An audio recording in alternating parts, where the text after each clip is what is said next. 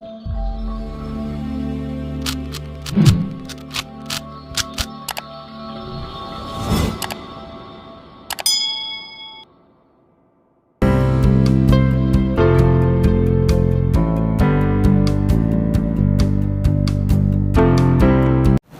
morning students. Now in today's lecture we will see calorimetry. ये नया point यहाँ पर हम डिस्कस करने जा रहे हैं। अब कैलोरीमेट्री के पहले एक पॉइंट डिस्कस करते हैं, principle of heat exchange. Okay, so what is principle of heat exchange? This is nothing but the law of conservation of energy. Now we are dealing with heat energy. तो यहाँ पर principle क्या होता है, देखिए, the heat lost by hot body is equal to the heat gain by cold body। ये simple यहाँ पर स्टेटमेंट है student. This is known as principle of heat exchange.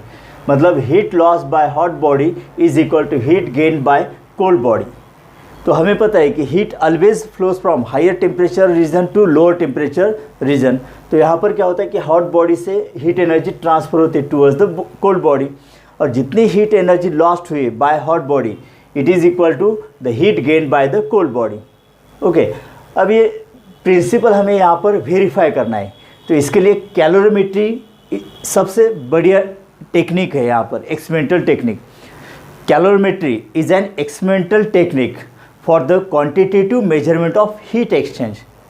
तो कैलोरीमेट्री से हम यहाँ पर हीट एक्सचेंज ये प्रिंसिपल वेरीफाई कर सकते हैं, and that device is known as calorimeter.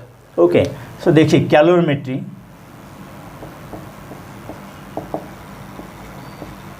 What is calorimetry? अब एक एक्सपेरिमेंटल टेक्निक है जिसमें हम हीट एक्सचेंज वेरीफाई कर सकते हैं। मतलब quantitative measurement of heat exchange वहाँ पर हम निकाल सकते हैं। ओके, तो that device is known as calorimeter device और कैलोरीमेट्री। अब कैलोरीमेट्री होता क्या है? It consist of cylindrical copper या एल्यूमिनियम वेसल होता है। देखिए जैसे डायग्राम में यहाँ पर दिखाया है कि एक एल्यूमिनियम या फिर कॉपर का, जनरली कॉपर का ही सिलेंड्रिकल वेसल होता है, and it is place well inside a insulated box. तो यहाँ पर एक इंसुलेटेड बॉक्स कहिए आप, जैसे कि वुडन बॉक्स होता है। ओके, तो it consist of a thermometer and stirrer. तो कैलोरीमीटर के अंदर एक थर्मामीटर, एक स्टरर होता है वहाँ पर, and it is well insulated bye the wooden insulator. तो ये पूरा सिस्टम यहाँ पर वुडन बॉक्स के अंदर होता है स्टूडेंट। नाउ, और कैलोरीमीटर के अंदर वाटर फिलअप होता है student. There is water in the calorimeter. So copper calorimeter vessel is there, there is water inside the calorimeter vessel. Okay, and there is one stirrer and thermometer. Stirrer to mix the solution well, and to measure the temperature, okay, temperature status, there is thermometer used. Now all this system is enclosed by wooden box. देखिए वहाँ पर lead भी wooden का ही है, मतलब heat transfer नहीं होगा। Such system is known as isolated system. तो यहाँ पर कैलोरीमीटर, वाटर, ओके, तो वहाँ से हीट एनर्जी ट्रांसफ़र नहीं होगी टू द सराउंडिंग, या सराउंडिंग से भी हीट एनर्जी अंदर नहीं आएगी। So it is isolated system student. तो देखिए यहाँ पर वाटर और कैलोरीमीटर एक साथ है। Okay, thermometer shows the temperature. Now suppose यहाँ पर हम क्या करते हैं कि एक हॉट स्फीयर जिसका टेम्परेचर बहुत ज़्यादा है, वाटर और कैलोरीमीटर से भी ज़्यादा है, हॉट स्फीयर अगर हम लेते हैं, ओके, अगर वो हॉट स्फीयर हम इस कैलोरीमीटर के अंदर डालते हैं, वाटर के अंदर डालते हैं, तो क्या होगा कि hot sphere heat exchange emit out करेगा। मतलब there is loss of heat energy from the hot sphere, okay, and that is gain by water and then calorimeter vessel. तो यहाँ पर हम heat exchange accurately quantitatively measure कर सकते हैं student. तो देखिए ध्यान से यहाँ पर, और एक यहाँ पर देखिए हॉट स्फीयर। सपोज़ एक मेटल स्फीयर है, अननोन मेटल है यहाँ पर, जिसका स्पेसिफिक हीट कैपेसिटी हमें निकालनी है। तो कैलोरीमेट्री का ये भी एक इम्पॉर्टेंट यूज़ है student, to find out the specific heat capacity. Okay, अगर हम क्वांटिटेटिव मेजरमेंट करते हैं हीट एक्सचेंज का, तो वहाँ पर हम स्पेसिफिक कैपेसिटी निकाल सकते हैं। तो देखिए सपोज़ एक अननोन मेटल हॉट स्फीयर है। हॉट स्फीयर मतलब अगर मेटल स्फीयर है, अगर हम मेटल स्फीयर को स्टीम चेंबर के अंदर रखते हैं स्टूडेंट, तो बिकॉज ऑफ स्टीम उसका टेम्परेचर इंक्रीज होगा, राइट। तो मेटल स्फीयर का टेम्परेचर बहुत हाई होगा, फॉर एग्जांपल मान लेते हैं 80 डिग्री सेल्सियस। ओके, तो ये यहाँ पर कुछ इनिशियल मेजरमेंट्स हम यहाँ पर पहले लिखेंगे स्टूडेंट। देखिए जैसे hot sphere, hot sphere, okay, तो let mass of hot sphere is equal to m1। इसकी specific heat capacity, specific heat capacity is equal to suppose S1, और इसका जो टेम्परेचर होगा ओके बहुत हाई होगा, फॉर एग्जांपल 80 डिग्री सेल्सियस। तो temperature is equal to T1 लिखेंगे हम, for example it is 80 degree Celsius. Example लेते हैं ताकि आपको ये इक्वेशन समझ में आ जाए। ओके, तो ये हॉट स्फीयर के बारे में पहले लिखा है हमने। मास ऑफ हॉट स्फीयर हम मेजर कर सकते हैं, let it is m1। Okay, specific heat capacity of hot sphere is S1 और उसका टेम्परेचर सपोज T1 है स्टूडेंट, राइट। अब देखिए जैसे कि वाटर कैलोरीमीटर, कॉपर कैलोरीमीटर के अंदर बहुत देर से, मतलब थर्मल इक्विलिब्रियम में क्या होगा कि temperature of water and temperature of copper calorimeter दोनों सेम रहेगा, राइट। तो वाटर के बारे में लिखते हैं पहले। Water, let mass of water is equal to m2, then specific heat capacity of water is equal to S2, okay, and temperature of water is suppose T2, okay, is T2। Temperature of water कितना है T2। Suppose यहाँ पर temperature हम water का मान लेते हैं 20 degree Celsius है। कितना है 20 डिग्री सेल्सियस। ओके स्टूडेंट, अब उसी तरह से कैलोरीमीटर वेसल जो है, तो ये सारी बातें हम मेजर कर सकते हैं easily by doing experiments. Okay, अब कैलोरीमीटर देखिए, कैलोरीमीटर जो वेसल होता है, ओके, उसका मास मान लेते हैं हम यहाँ पर, लेट इट इज़ m3।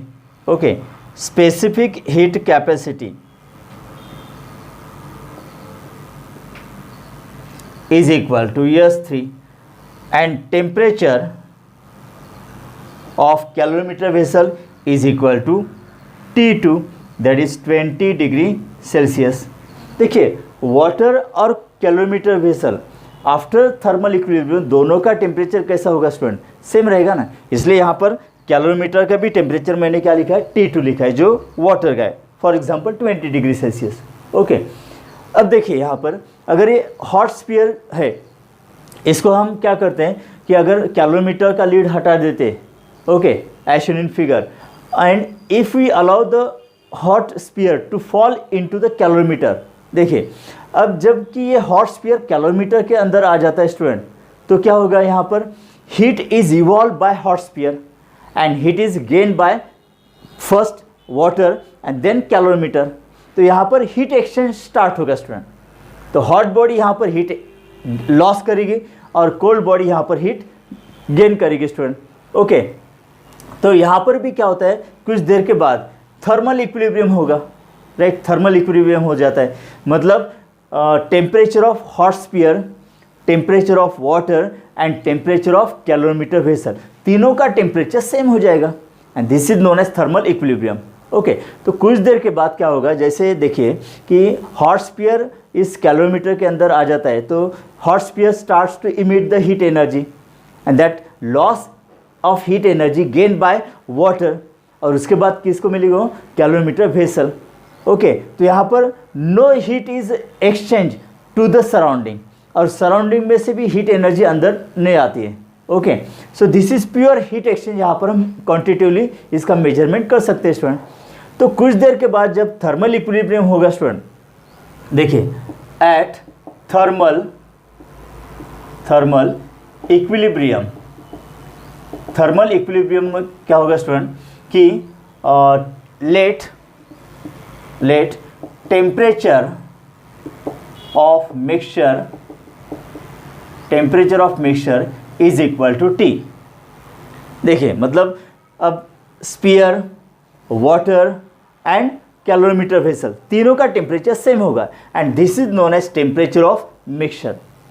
मान लेते हैं यहाँ पर ये टेम्परेचर ऑफ मिक्सचर हुआ है student 45 degree Celsius. Okay, for example मान लेते हैं टेम्परेचर ऑफ मिक्सचर कितना है 45 डिग्री सेल्सियस। इसका मतलब हॉट स्पीयर का टेम्परेचर कम हुआ है from 80 degree Celsius to 45 degree Celsius, right. और वाटर और कैलोरीमीटर का टेम्परेचर इंक्रीज हुआ है ना by absorbing, by gaining the heat energy. Okay, and it is increased from 20 degree Celsius to 45 degree Celsius.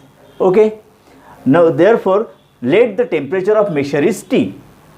अब यहाँ पर हीट एक्सचेंज क्या होगा, तो प्रिंसिपल ऑफ हीट एक्सचेंज क्या है यहाँ पर, heat loss by hot body is equal to heat gain by cold body. अब यहाँ पर हॉट बॉडी कौन सी है, हॉट स्पीयर, और कोल्ड बॉडी कौन कौन सी है, वाटर एंड कैलोरीमीटर। तो heat loss by hot sphere is equal to heat gain by water plus heat gain by calorimeter. तो यहाँ पर हम according to principle of heat exchange क्या लिख सकते हैं स्टूडेंट, देखिए heat lost by hot sphere is equal to heat gain by water plus heat gain by calorimeter, correct. ये लिख सकते हैं ना, because hot sphere heat loss करेगा और हीट एनर्जी कौन गेन करेगा, water and calorimeter, because that calorimeter, water and whole system is insulated well by the wooden box. तो वहाँ पर सराउंडिंग से हीट एनर्जी अंदर नहीं आएगी, अंदर की हीट एनर्जी बाहर भी नहीं जाएगी। ओके, तो यहाँ पर ये स्टेटमेंट होगा student, heat loss by hot sphere is equal to heat gain by water plus heat gain by calorimeter. देखिए अब हमारे पास एक इक्वेशन देखिए स्टूडेंट, हीट लॉस्ट और हीट लॉस्ट और गेन के लिए क्या फॉर्मूला है हमारे पास, mass into specific heat into change in temperature. अगर हीट लॉस्ट होता है तो यहाँ पर डेल्टा टी का मतलब फॉल इन टेम्परेचर। ओके, और हीट अगर गेन होता है तो डेल्टा टी का मतलब क्या होगा, राइज इन टेम्परेचर। ये फॉर्मूला है यहाँ पर। Okay, Q is equal to M into S into delta T. तो यहाँ पर हम लिखेंगे Q is equal to Q1 plus Q2। तो चलिए ऐसा मान लेते हैं, heat loss by hot sphere is Q1। Okay, तो heat gain by water is Q2, heat gain by calorimeter is Q3। तो Q2 और Q3 इनकी एडिशन क्या होगी, Q1 के बराबर होगी। सो this is law of conservation of energy, that is principle of heat exchange. तो अब ये फॉर्मूला यहाँ पर हम अप्लाई करते हैं स्टूडेंट। ओके, देखिए Q1 मतलब heat loss by hot sphere, तो मास ऑफ हॉट स्पीयर कितना है, m1। Okay, into specific heat capacity S1, right. और यहाँ पर हम डेल्टा टी लिखेंगे स्टूडेंट, डेल्टा टी एक स्टेप बढ़ाते हैं तो ये आपको क्लियर हो जाएगा। इज इक्वल टू, देखिए अब heat gain by the water, तो वाटर का मास कितना है m2, वाटर की specific heat capacity S2। Okay, और यहाँ पर डेल्टा टी, देखिए heat loss by hot sphere मतलब डेल्टा टी क्या होगा, फॉल इन टेम्परेचर, ऐसा एरो बताते हैं हम, there is fall in temperature. Okay, और हीट गेन बाय वाटर, तो वाटर का टेम्परेचर 20 डिग्री सेल्सियस से कितना हो रहा है यहाँ पर 45 डिग्री सेल्सियस, मतलब टेम्परेचर राइज हो रहा है। तो यहाँ पर ये एरो बताते हैं स्टूडेंट। ओके, प्लस अब हीट गेन बाय कैलोरीमीटर, तो कैलोरीमीटर का मास कितना है m3। हमने कैलोरीमीटर मतलब कॉपर से जनरली बना होता है कैलोरीमीटर वेसल, तो उसकी स्पेसिफिक कैपेसिटी हमने S3 कंसिडर की, सो इट इज़ S3। और यहाँ पर भी टेम्परेचर रेज होता है फ्रॉम 20 टू 45, तो डेल्टा टी अप ऐसा लिखेंगे आप। ओके, तो ये समझ में आ रहा है ना आपको, यहाँ पर सिर्फ हमने क्या किया कि हीट लॉस्ट और गेन का फॉर्मूला लिखा है स्टूडेंट, राइट। अब देखिए ध्यान से, m1 that is mass of hot sphere into specific heat capacity of hot sphere. अब यहाँ पर टेम्परेचर फॉल होता है स्टूडेंट, देखिए ध्यान से, हॉट स्पीयर का पहले टेम्परेचर कितना था 80 डिग्री सेल्सियस, अब कितना हो गया 45 डिग्री सेल्सियस, मतलब टेम्परेचर कम हुआ है ना। तो ये टेम्परेचर कितना कम होता है स्टूडेंट? देखिए 80 और 45 टेम्परेचर हुआ है, मतलब टेम्परेचर कितना कम हुआ है? 35 डिग्री सेल्सियस। तो टेम्परेचर कितना फॉल हुआ है? 35 डिग्री सेल्सियस। अब ये निकाला कैसे आपने? ज़्यादा टेम्परेचर माइनस कम टेम्परेचर, ऐसा टेक्निक होता है ना। तो 80 माइनस 45 दैट इज 35, मतलब T1 माइनस टी किया है ना आपने। क्या किया है आपने? 80 माइनस 45, तो इसका मतलब T1 माइनस टी लिखना है यहाँ पर। देखिए T1 माइनस टी, देखिए ये इक्वेशन यहाँ पर ध्यान दीजिए स्टूडेंट, बिकॉज अगर ये इक्वेशन आपको समझ में आता है तो फिर हीट एक्सचेंज से रिलेटेड जितने भी एमसीक्यूज होंगे या न्यूमेरिकल्स आप इजीली सॉल्व कर पाओगे। और बहुत ही सिंपल है ये इक्वेशन डेराइव करना। ओके, देखिए यहाँ पर मैंने क्या लिखा है? T1 minus T. क्यों लिखा है ये? बिकॉज हॉट स्फीयर का पहले टेम्परेचर है T1 दैट इज 80। अब जबकि ये तीनों भी थर्मल इक्विलिब्रियम में आ जाएंगे, हॉट स्फीयर, वाटर, कैलोरीमीटर, तो that temperature is known as temperature of mixture T. और ये कितना है? 45। फॉर एग्जाम्पल लिया मैंने यहाँ पर, तो 80 डिग्री सेल्सियस से 45 डिग्री सेल्सियस तक टेम्परेचर कम होता है हॉट स्फीयर का, मतलब there is fall in temperature.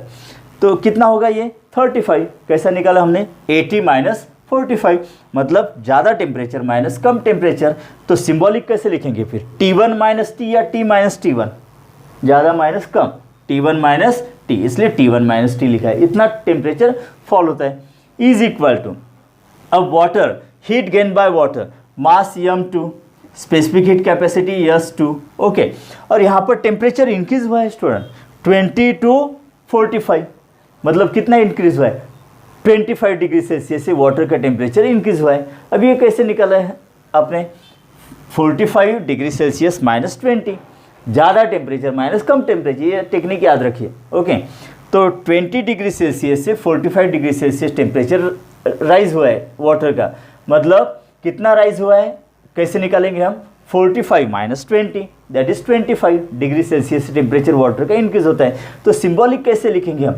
T minus T2, है ना, T minus T2, right, plus, अब देखिए heat gain by calorimeter, mass m3, right, specific heat capacity S3। और कैलोरीमीटर का भी देखिए टेम्परेचर 20 डिग्री सेल्सियस से 45 डिग्री सेल्सियस हुआ है, मतलब टेम्परेचर कितना राइज हुआ है? निकालिए 25 डिग्री सेल्सियस। कैसे निकालिए? यहाँ पर भी आपने 45 माइनस 20, ज़्यादा टेम्परेचर माइनस कम टेम्परेचर, मतलब सिंबॉलिक क्या लिखेंगे? T2 माइनस टी लिखना है या T माइनस T2 लिखना है? Yes, T minus T2। T3 क्यों नहीं यहाँ पर?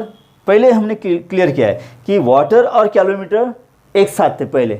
ओके, तो दोनों का टेम्परेचर सेम रहेगा ना। तो टेम्परेचर ऑफ और T2 अगर कंसिडर करते हैं हम 20 डिग्री सेल्सियस, तो इसका भी टेम्परेचर क्या होगा? T2 रहेगा ना 20 डिग्री सेल्सियस, इसलिए। ओके, तो कैलोरीमीटर एक्सपेरिमेंट के अंदर वाटर और कैलोरीमीटर का temperature before dropping the hot sphere same ही रहता है, इसलिए T2 अगर वाटर का टेम्परेचर हम कंसिडर करते हैं तो कैलोरीमीटर वेसल का भी टेम्परेचर T2 लेना है स्टूडेंट। ओके, तो T माइनस T2 ये भी यहाँ पर। तो this is very very important equation student, ये बहुत ही इंपॉर्टेंट इक्वेशन है। ओके, तो देखिए यहाँ पर मास ऑफ हॉट स्फीयर, एक minute, principle of heat exchange start करते स्टूडेंट हम। ओके, देखिए प्रिंसिपल ऑफ हीट एक्सचेंज क्या है? Heat loss by hot body is equal to heat gain by cold body. Now अब यहाँ पर हॉट स्फीयर ड्रॉप करने के बाद क्या होगा? Hot sphere heat energy lost करेगा, वाटर और कैलोरीमीटर हीट एक्सचेंज मतलब हीट एनर्जी एब्जॉर्व करेगी। तो हम यहाँ पर क्या लिख सकते हैं? According to principle of heat exchange, heat loss by hot sphere is equal to heat gain by water plus heat gain by calorimeter. Okay, अगर Q1 हीट एनर्जी लॉस्ट करता है hot sphere is equal to Q2 heat energy water absorb करेगा, Q3 heat energy absorb करेगा calorimeter, तो Q2 और Q3 के addition Q1 के बराबर होगी ना। यस, अब यहाँ पर mass of hot sphere m1, specific heat capacity of hot sphere S1, और हॉट स्फीयर का टेम्परेचर कम होगा 80 to 45, तो इसका मतलब टेम्परेचर कितना कम होगा? T1 माइनस टी लिखेंगे यहाँ पर, is equal to mass of water, specific heat of water, और वाटर का टेम्परेचर 20 डिग्री सेल्सियस से 45 डिग्री सेल्सियस रेज अप होता है स्टूडेंट।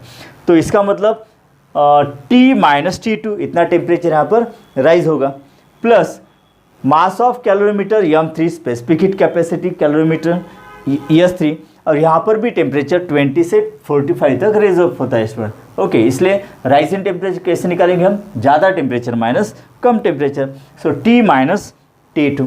सो दिस इक्वेशन, ऐसा इक्वेशन आपको लिखना आना चाहिए MCQs और न्यूमेरिकल्स के अंदर। ओके, बहुत ही ईजी है और इससे हम न्यूमेरिकल सॉल्व कर सकते हैं स्टूडेंट। देखिए, अब कैलोमीटर में specially specific heat capacity of unknown metal sphere हम निकाल सकते हैं। तो यहाँ पर S1 निकालेंगे ना, देखिए S1 is equal to T minus T2, ये ब्रैकेट हम कॉमन निकाल सकते हैं स्टूडेंट। तो यहाँ पर M2 S2 plus M3 S3, okay, और T माइनस T2 कॉमन निकले, no divided by M1 in bracket T1 minus T। तो इससे हम specific heat capacity of hot sphere मतलब मेटल का निकाल सकते हैं स्टूडेंट, राइट। तो इस तरह से हमने क्या किया यहाँ पर, principal of heat exchange, calorimeter, उसका कंस्ट्रक्शन, और कैलोरीमीटर के अंदर हम quantitative measurement of heat exchange कैसे कर सकते हैं, और उसका दूसरा एक इम्पॉर्टेंट यूज़ क्या है कि to find out the specific heat capacity of unknown metal. तो इससे हम यहाँ पर निकाल सकते हैं। देखिए, यहाँ पर हमने हॉट स्फीयर ड्रॉप किया स्टूडेंट, अगर हॉट स्फीयर के जगह पर हम यहाँ पर हॉट लिक्विड ले सकते हैं, हॉट लिक्विड ले सकते हैं ना। For example suppose paraffin oil है, ओके, और उसका टेम्परेचर हम इंक्रीज़ करते हैं, और हॉट पैराफिन ऑयल अगर हम यहाँ पर ड्रॉप कर देते कैलोरीमीटर के अंदर, तो फिर क्या होगा, heat loss by paraffin oil, okay, is equal to heat gain by water plus heat gain by calorimeter. तो यही फॉर्मूला रहेगा ना, मतलब M1 S1 T1 minus T, this is the heat loss by paraffin oil liquid. तो हम solid और liquid के लिए कैलोरीमेट्री ये टेक्निक यूज़ कर सकते हैं स्टूडेंट। ओके स्टूडेंट, तो इस तरह से हम by using calorimetry specific heat capacity of solids and liquids निकाल सकते हैं, राइट स्टूडेंट्स।